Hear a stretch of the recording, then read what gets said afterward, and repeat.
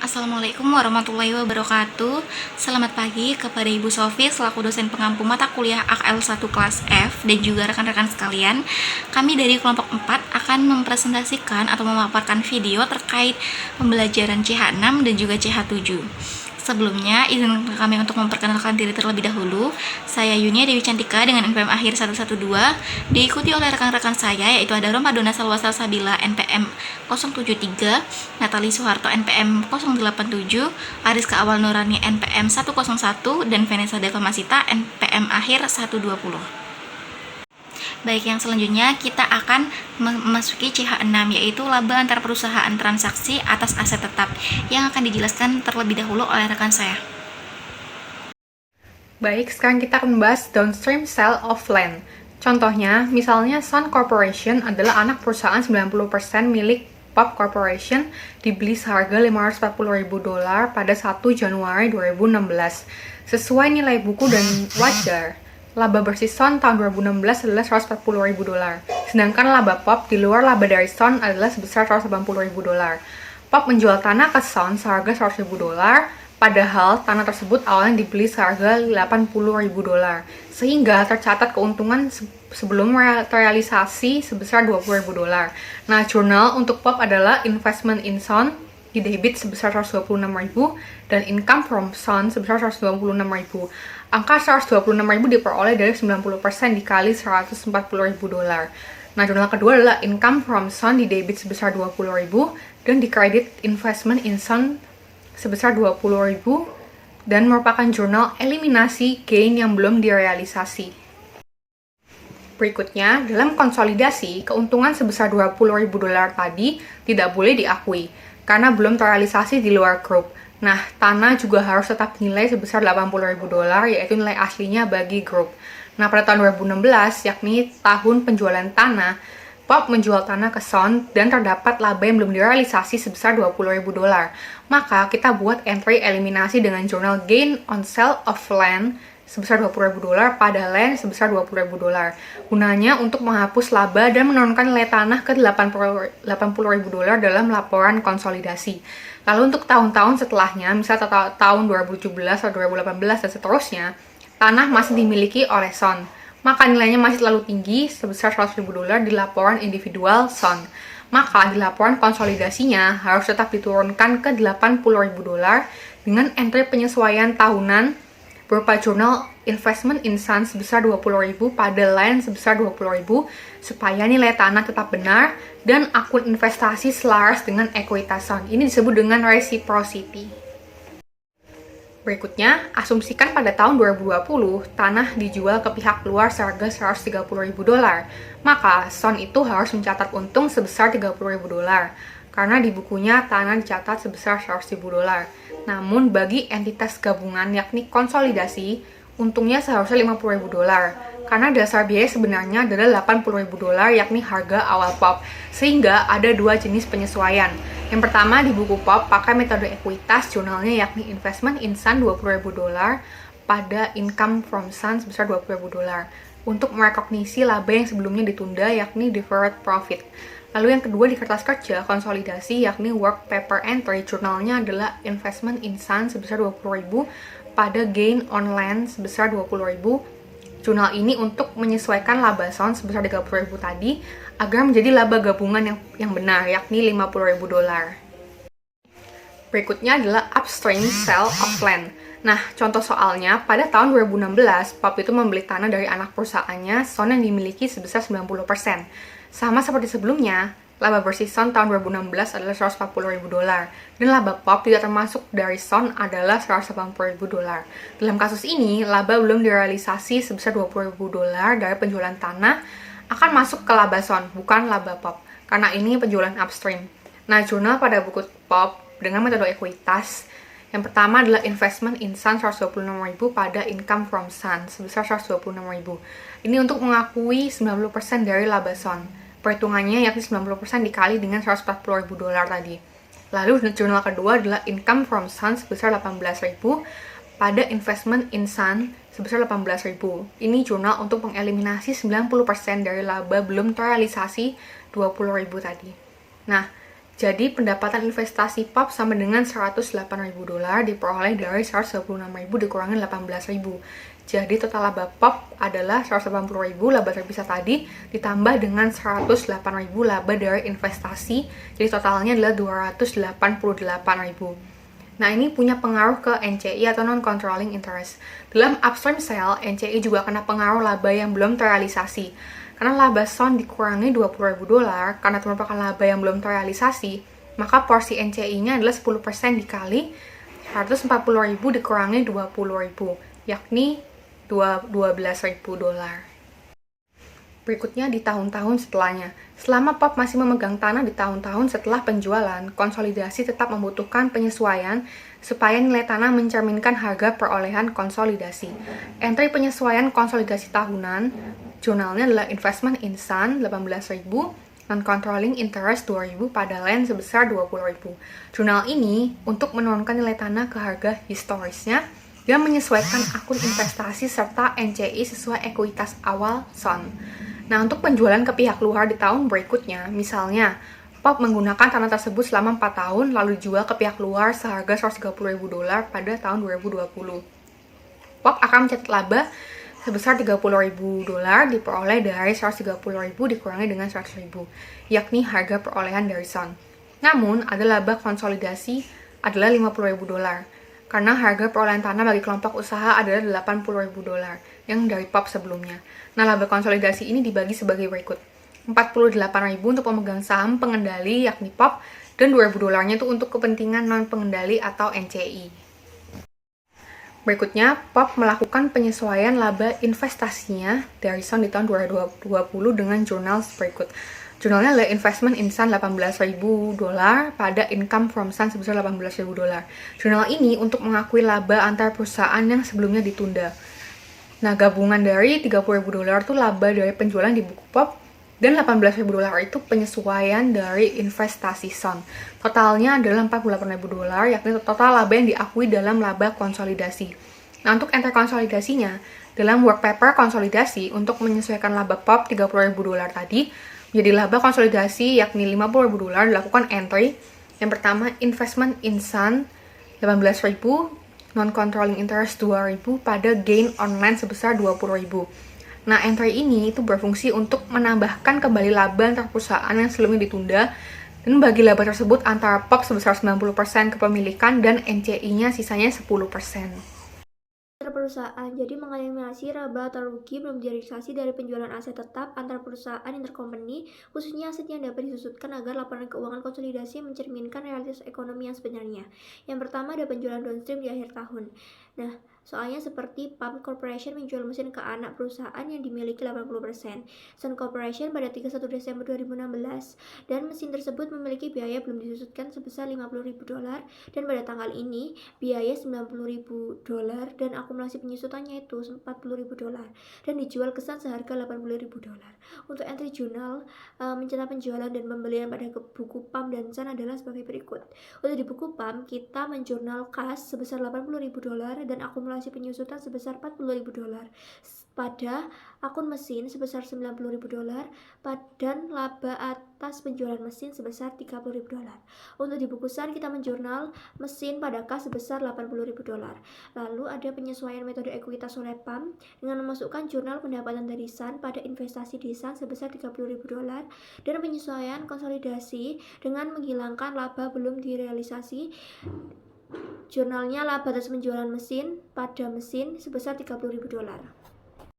Lalu yang kedua ada penjualan downstream di awal tahun. Jika penjualan dari PAM ke Sun terjadi pada 1 Januari 2016, mesin akan disusutkan oleh Sun selama 2016 dan penyusutan atas laba yang belum direalisasi akan dianggap sebagai pengakuan proporsional dari laba selama 2016.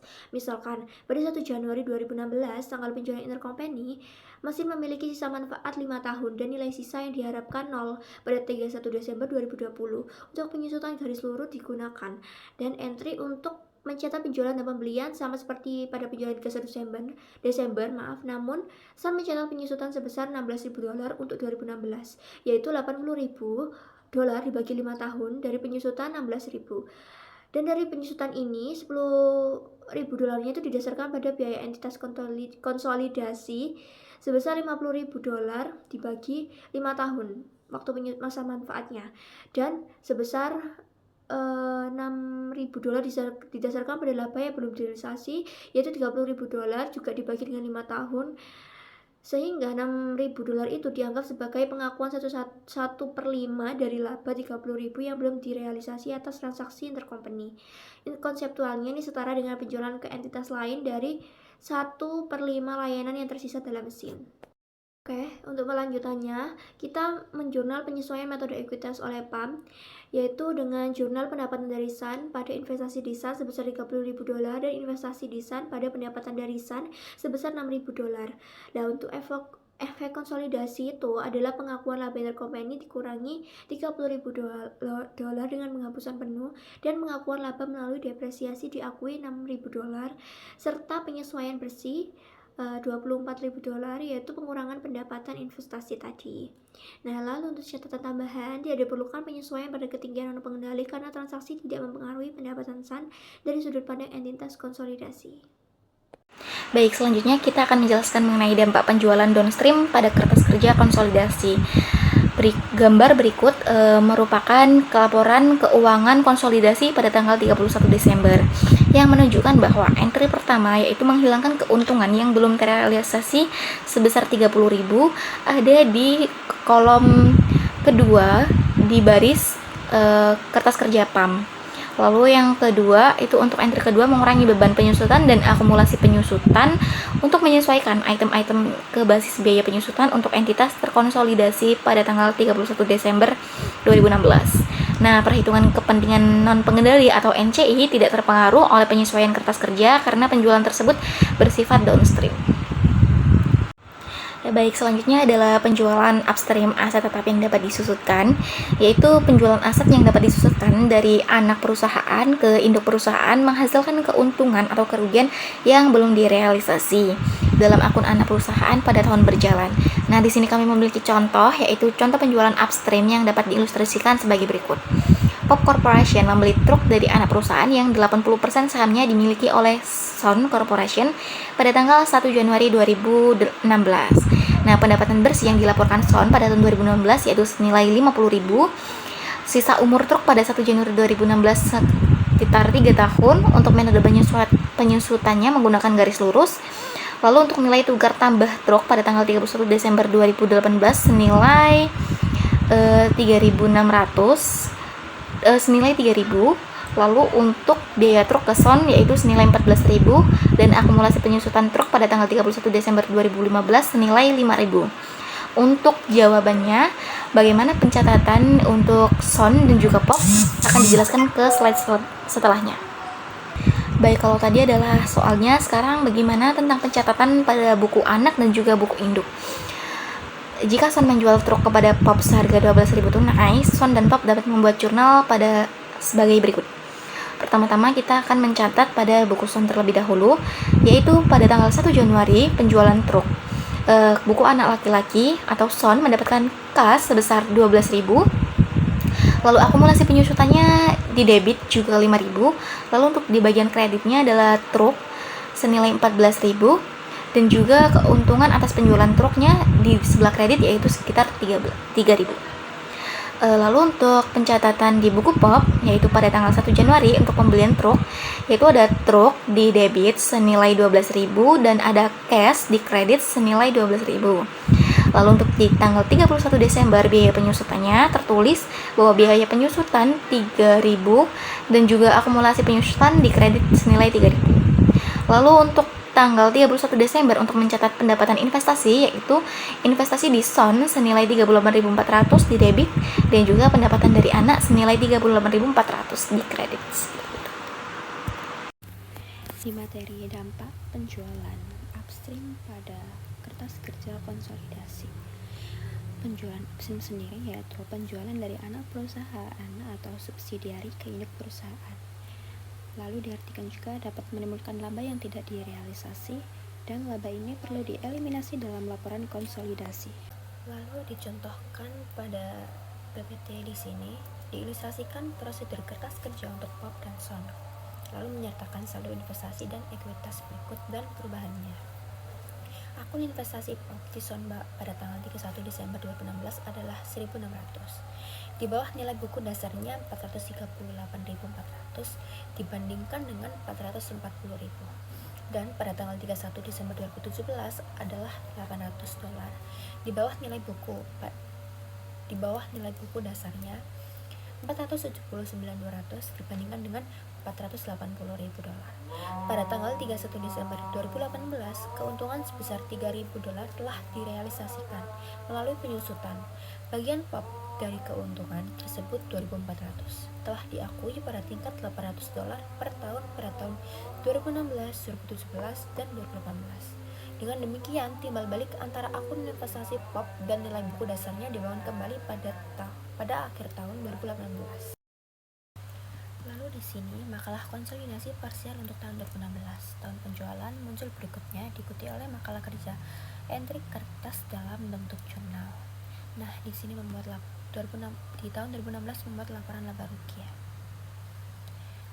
Income from zone $38,4, lalu gain on sale of truck 80%-nya zone itu $3.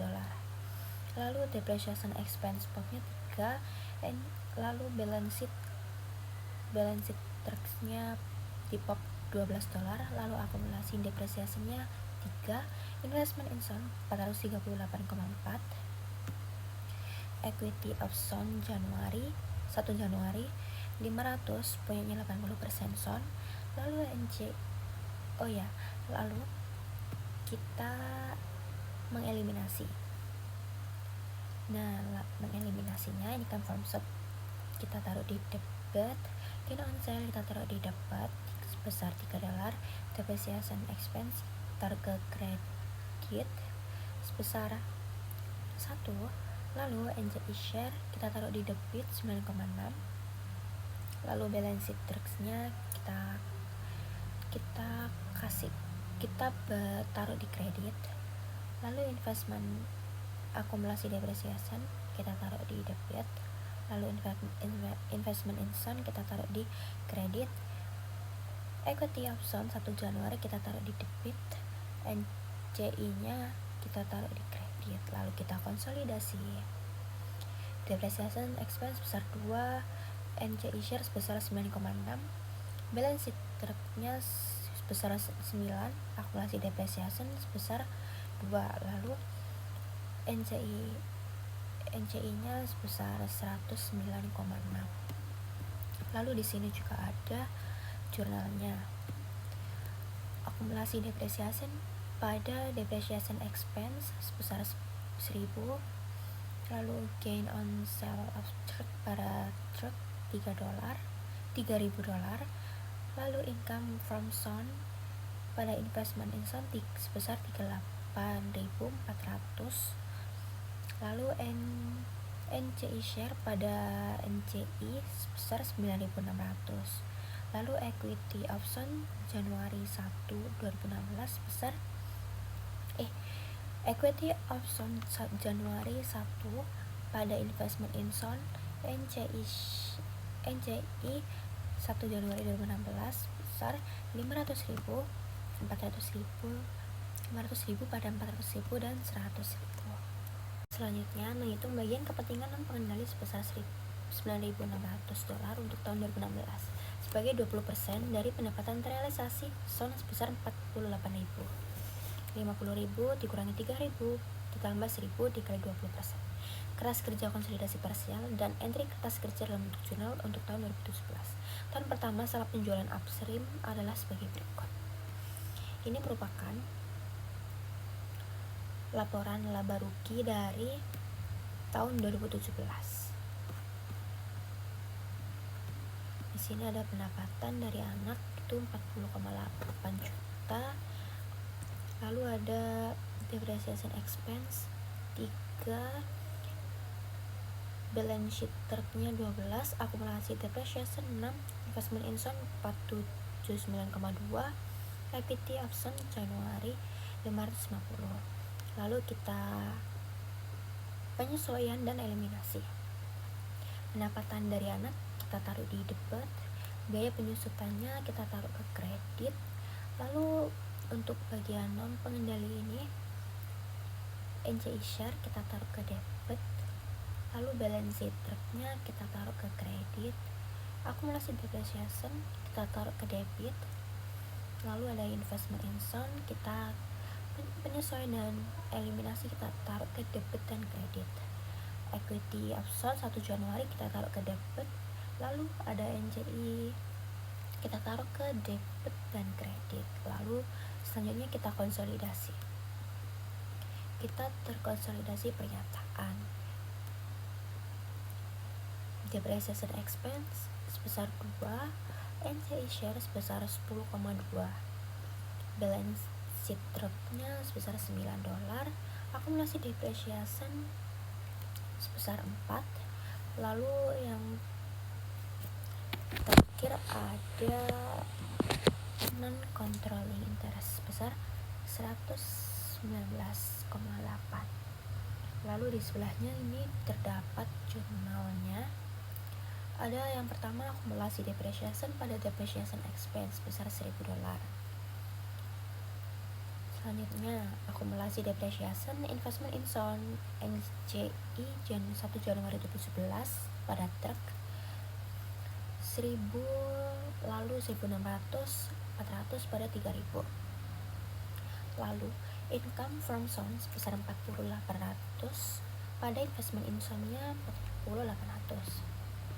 Lalu ada non-controlling interest share pada non-controlling interest sebesar 10.200.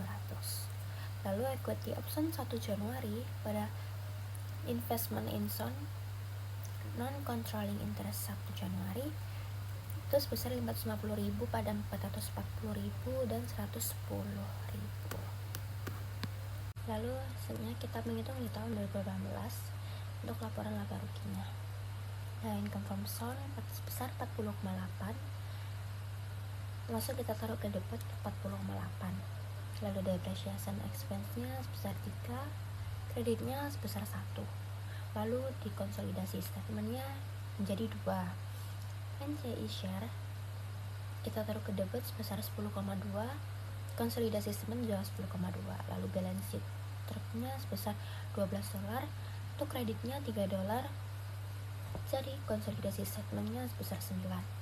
Untuk akumulasi depreciation op 9, lalu di debit ada 1 dan 2, lalu konsolidasinya menjadi 6. Lalu untuk investment in zone sebesar 520,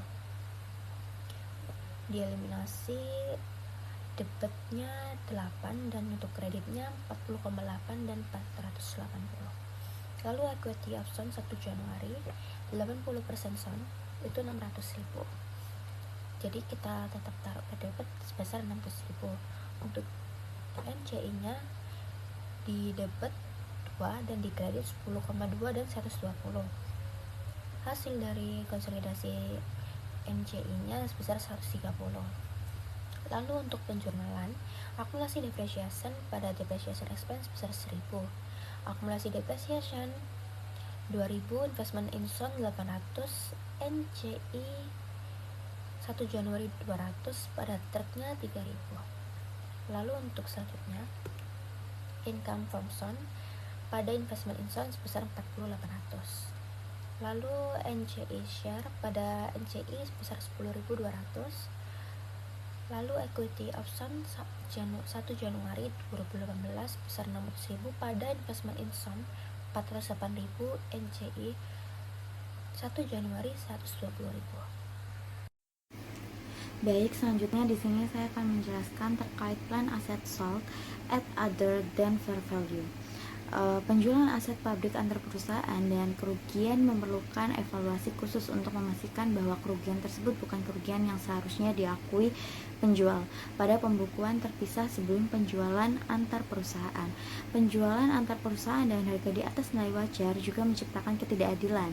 Komisi Perdagangan Federal mendakwa Ninex Corporation karena membebankan biaya yang terlalu tinggi kepada anak perusahaan teleponnya sendiri. Untuk peralatan, perlengkapan, dan layanan, perusahaan telepon tersebut didenda $1,4 juta karena membebankan biaya kelebihan pembayaran kepada pelanggan. Oke, baik, selanjutnya yaitu inventory purchase for use as an operating asset. Transaksi aset antar perusahaan yang melibatkan penjualan inventaris untuk digunakan dalam operasi afiliasi memang memiliki karakteristik unik dalam penyajian laporan konsolidasi. Laba kotor dari penjualan ini tidak langsung direalisasikan, melainkan direalisasikan seiring dengan penggunaan aset oleh afiliasi, yaitu saat aset tersebut didepresiasi oleh afiliasi. Baik, karena tadi selesai pemaparan mengenai CH6, selanjutnya kita akan pemaparan mengenai CH7, yaitu tentang laba antar perusahaan transaksi obligasi, yang akan dipaparkan terlebih dahulu oleh rekan saya.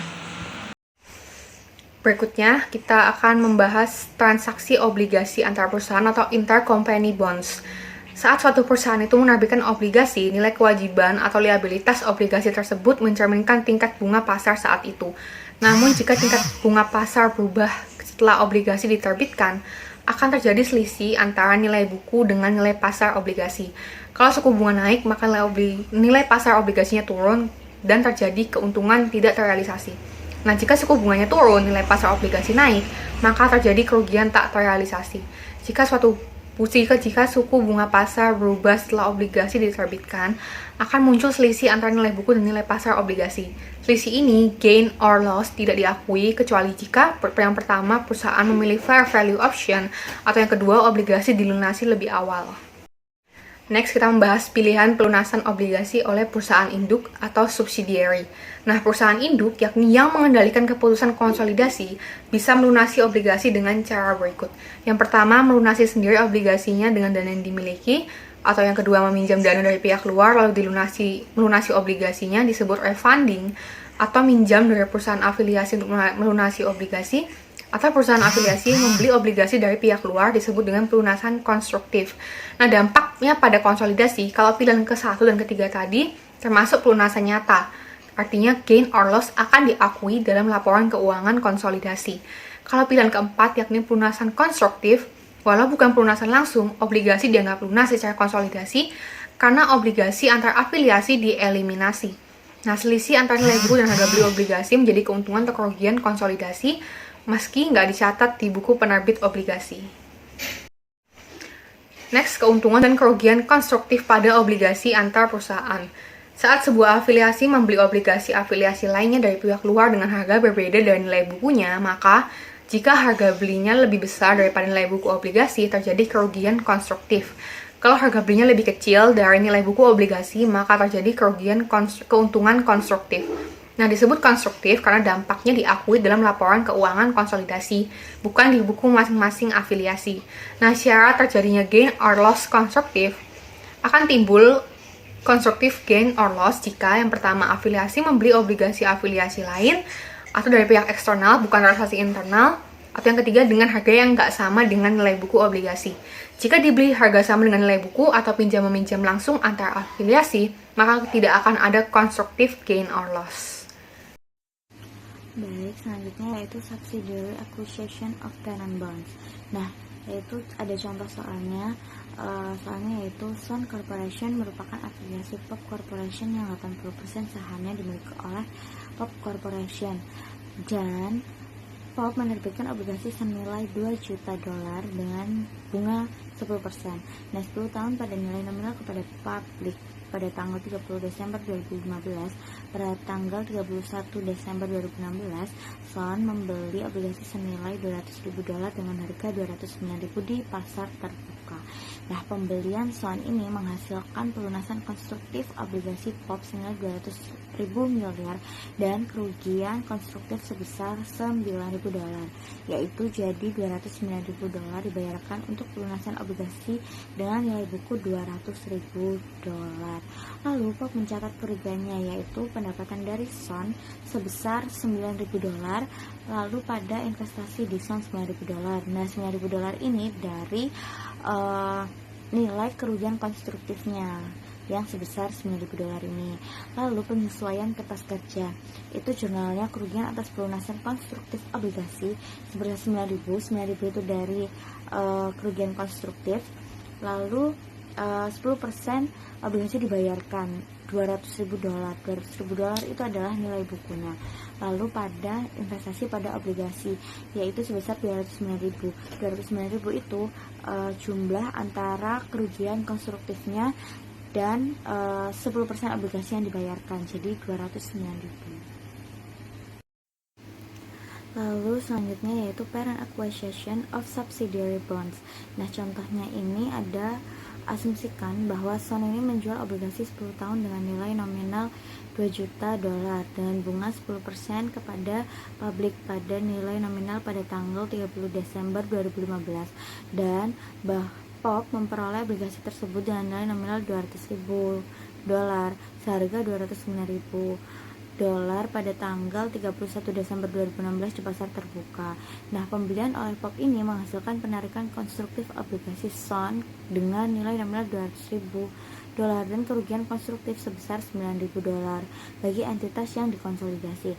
Kami hanya menetapkan 80% kerugian konstruktif kepada pemegang saham pengendali karena pembelian obligasi anak perusahaan setara dengan penjualan downstream, di mana transaksi antar perusahaan mempengaruhi bagian kepentingan non-pengendali. Nah, POP ini mengakui 80% kerugian konstruktif pada tanggal 31 Desember 2016 dengan entry berikut, yaitu pendapatan dari Son sebesar 7.200 pada investasi di Son sebesar 7.200. Nah, ini dari mana 7.200? Yaitu dari POP itu kan mengakui sisinya itu kan 80%. Nah, 80% dari kerugian konstruktifnya yaitu 9.000. Jadi 80% dikalikan dengan 9.000 yaitu 7.200. Terima kasih. Selanjutnya akan dijelaskan oleh teman saya. Baik, yang selanjutnya kita akan membahas mengenai metode ekuitas. Jika kita menyiapkan laporan keuangan konsolidasi setelah penghentian konstruktif, entry kertas kerja untuk menghilangkan saldo investasi dan kewajiban obligasi antar perusahaan mencakup keuntungan sebesar 60.000, yaitu jurnalnya pada tanggal 2 Januari 2017 sebagai berikut. 10% dari obligasi terutang di sebelah debit senilai 1.010, lalu di sebelah kreditnya ada akun investasi pada obligasi PAM senilai 950 dan keuntungan atas pelunasan obligasi senilai 60. Nah, sebagai hasil dari entry kertas kerja tersebut, investasi dalam obligasi PAM dihilangkan. Laporan laba rugi konsolidasi mencerminkan keuntungan dan neraca konsolidasi menunjukkan kewajiban obligasi kepada pemegang di luar entitas konsolidasi. Di materi selanjutnya ada dampak pada laporan konsolidasi di tahun-tahun berikutnya. Untuk contoh kasusnya, pada tahun-tahun berikutnya hingga jatuh tempo obligasi yang sebenarnya, PAM dan Son terus mencatat obligasi tersebut pada pembukuan mereka yang terpisah, melaporkan beban bunga atau PAM ini sebesar $98.000 dan pendapatan bunga atau Son ini sebesar $110.000. Jadi selisih $12.000 diakui pada pembukuan PAM sebagai penyesuaian pendapatan investasi. Untuk laporan keuangan konsolidasi tahun 2018 hingga 2021 menghilangkan semua saldo yang terkait dengan obligasi antar perusahaan. Ini merupakan contoh jurnal penyesuaian dan eliminasi dalam kertas kerja konsolidasi pada tanggal 31 Desember 2018. Dapat digunakan untuk item yang berkaitan dengan obligasi antar perusahaan. Ini dalam angka ribuan. Yang pertama ada interest income sebesar 110, interest payable 50, 10% bonds payable 1006, pada interest expense 98, interest receivable 50, investment in pump bonds 970 dan investment in sun 48. Selanjutnya, ini merupakan akun akhir tahun saldo terkait dengan obligasi antar perusahaan. Penyesuaian kertas kerja serupa diperlukan pada tahun 2019, 2020, dan 2021. Misalnya, kredit kertas kerja konsolidasi ke akun investasi di Son akan menjadi $36.000 per tahun 2019, $24.000 pada tahun 2020, dan $12.000 pada tahun 2021. Ini merupakan jurnalnya. PAM Books interest expense 2018 ini 980 sampai 2021, lalu interest payable-nya $500.000 sampai 2021 juga $500. Lalu untuk bonds payable di tahun 2018 sampai tahun 2021 ini mengurang. Yang di tahun 2018 sebesar 10.060, 2019 10.040, di tahun 2020 10.020, di tahun 2001 sebesar 10.000. Lalu di Sunbooks interest income-nya 2018 sebesar 110, ini sampai 2021. Lalu interest receivable 2018 sebesar 50 sampai dengan 2021 sebesar 50. Lalu untuk investment income bonds ini setiap tahun bertambah. Jadi di tahun 2018 sebesar 910, di tahun 2019 sebesar 980, di tahun 2020 sebesar 990, di tahun 2021 sebesar 1000. Selanjutnya, ini merupakan induk perusahaan membeli obligasi anak perusahaan dengan metode ekuitas. Contohnya, Sun melaporkan pendapatan bersih sebesar 750.000 untuk tahun 2017 dan POP menghitung pendapatannya sebesar 459.000 dari Sun. Sebagai berikut, 90% of Sun 750.000 report income $675. Lalu 300.000 constructive loss 90% sebesar 270.000. Lalu menambahkan $60.000 recognition of constructive loss 90% 54. Pada investment income from Sun itu ditotal semua dan menghasilkan $459. Lalu untuk jurnalnya yang dibuat POP untuk mencatat investasinya di Sun selama tahun 2017 adalah sebagai berikut. Investment in Sun pada income from Sun sebesar 675.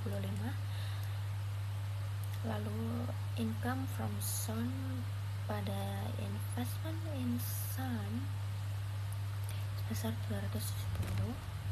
Lalu investment in Sun pada income from Sun sebesar 54. Ini merupakan 54 ini merupakan pendapatan investasi dari Sun sebesar 90% dan pengakuan sebagian kerugian konstruktif sebesar $60.000 pada obligasi Sun selama tahun 2017. Lalu menghitung pendapatan investasi ini, akun investasi POP di Sun pada tanggal 31 Desember 2017 memiliki saldo sebesar 10.584.000. Saldo ini sama dengan nilai buku investasi POP di Sun pada tanggal 1 Januari 2011. Ditambah pendapatan investasi sebesar 459 dari Sun untuk tahun 2017. Lalu jurnalnya investment Sun Januari 1 Januari sebesar 10.125 ditambahkan dengan pendapatan income from Sun dan lalu hasilnya menjadi investment in Sun 31 Desember ini sebesar 10.584. Lalu tertera kertas kerja laporan keuangan konsolidasi untuk POP dan anak perusahaan kerugian konstruksi sebesar 300.000 pada obligasi antar perusahaan muncul dalam laporan laba rugi konsolidasi. Ini merupakan laporan kertas kerjanya, laporan keuangan kertas kerja. Lalu pernyataan untuk tahun 2017 karena obligasi Sun senilai $5 juta telah dilunasi secara konstruktif. Neraca konsolidasi melaporkan obligasi yang harus dibayar sebesar $4.880.000. Kerugian konstruktif terhadap kepemilikan dan pengendali dan laba bersih konsolidasi. Jadi bagian ada soal seperti berikut dan kita disuruh untuk menganalisis efek pada laba konsolidasi dalam ribuan dolar, dan bagian pengendali dari laba bersih konsolidasi 2017 ditunjukkan oleh dengan jawaban di bawah, yaitu pengurangan oleh kerugian konstruksi sejumlah $300, eliminasi pendapatan bunga sebesar $470.000 dan total pengurangannya sehingga ditambahkan $770.000. Untuk penambahan itu kita mengeliminasi beban bunga sebesar $530, pengurangan bagian kepemilikan dan pengendali $24, sehingga apabila totalnya $554. Selanjutnya, untuk entry kertas kerja konsolidasi dalam ribuan dolar, kita memasukkan jurnal loss on retirement on bonds itu sebesar $300, interest payable $250, interest income sebesar $470, 10% dari bonus payable yaitu $4.880. Nah, pada akun investment Insan Bond sebesar $3.120, interest receivable $250, dan interest expense sebesar $530. Untuk dapat pada laporan konsolidasi tahun-tahun berikutnya, kerugian konstruktif hanya muncul di laporan laba rugi konsolidasi pada tahun obligasi dihentikan. Di tahun-tahun berikutnya, sisa kerugian dialokasikan antara investasi pengendali dan kepemilikan non-pengendali. Untuk contoh entry kelas kerja gabungan pada 31 Desember 2018 adalah investment Insan sebesar $216, non-controlling interest $24, interest income $470, dan 10% bonus payable $4.910 pada akun investment Insan Bond sebesar $5.990 pada interest expense sebesar $530. Biaya pengendali dari laba bersih konsolidasi itu ada penambahan eliminasi beban bunga $530 dengan pengurangan eliminasi pendapatan bunga sebesar $470. Porsi kepemilikan dan pengendalian atas kerugian konstruktif itu didapat dari $60.000 dikali 10%, hasilnya $6, sehingga total pengurangannya $476. Untuk efek tahun bersih pada bagian pengendali adalah $54. Untuk ringkasan saldo akun obligasi antar perusahaan di buku POP pada tahun 2018 contohnya, itu investasi obligasi SON sebesar $5.090 dan pendapatan bunganya $470. Piutang bunganya $250. Nah, untuk di tahun setelahnya itu sama semua, cuma berbeda di investasi obligasi SON-nya. Lalu untuk di buku SON-nya itu di tahun 2018 misalnya ada 10% obligasi sebesar $9.820, beban bunganya $1.060 dan utang bunganya $500. Untuk semuanya itu sama semua di tahun-tahun berikutnya, yang beda cuma dari 10% obligasinya itu yang selain waktu bertambah. Nah, untuk ringkasan penyesuaian kertas kerja konsolidasinya itu bisa kalian lihat di tabel di gambar tersebut.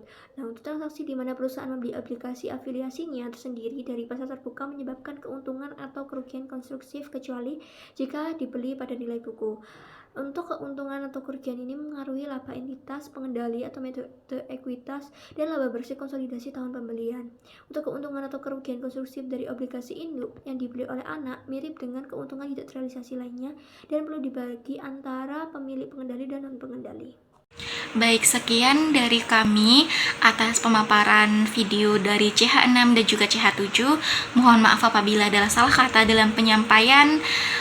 Terima kasih dan sekian dari kami. Wassalamualaikum warahmatullahi wabarakatuh.